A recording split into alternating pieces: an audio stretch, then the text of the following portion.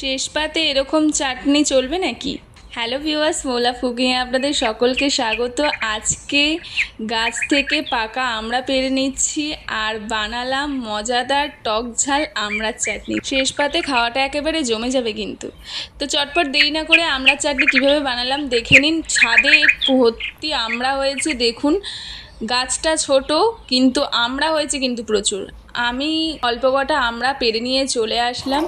এখানে কড়াইতে আমি জল দিয়ে দিয়েছি, পরিমাণ মতো নুন আর হলুদ ঠান্ডা জলেই দিয়ে দিলাম। এবারে আমড়াগুলো দিয়ে দিচ্ছি। আমড়ার চাটনি কম বেশি সকলেই রান্না করতে পারে, তবে এরকমভাবে আমড়ার চাটনি বানালে খেতে হবে দুর্দান্ত। তাই ভিডিওটি স্কিপ না করে পুরো ভিডিওটি দেখার অনুরোধ রইল। আমড়াগুলো পুরো সিদ্ধ হয়ে গেছে, এরকমভাবে সিদ্ধ করে নিতে হবে। তারপরে একটুখানি কড়াইতে তেল দিলাম, দিয়ে এর মধ্যে দিয়ে দিলাম 5 ফোড়ন, শুকনো লঙ্কা। ভালো করে একটু ভেজে নিতে হবে। ভাজা থেকে একটা সুন্দর গন্ধ বেরিয়েছে।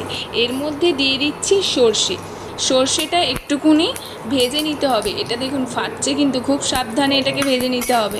এর মধ্যে দিয়ে দেব সিদ্ধ করে রাখা আমড়া।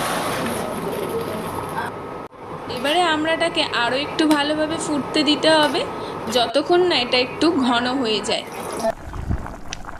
আমড়াটা ফুটে উঠেছে, এর মধ্যে দিয়ে দিলাম আমি বাতাসা।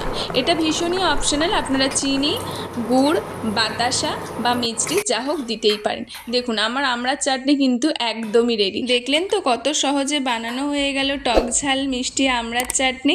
আপনাদের ভালো লাগলে একটা লাইক দিন, কমেন্টে জানান কেমন লাগলো। আর নতুন নতুন দেশি রেসিপি পেতে আমার চ্যানেলটিকে সাবস্ক্রাইব করতে একেবারেই ভুলবেন না। Thank you for watching.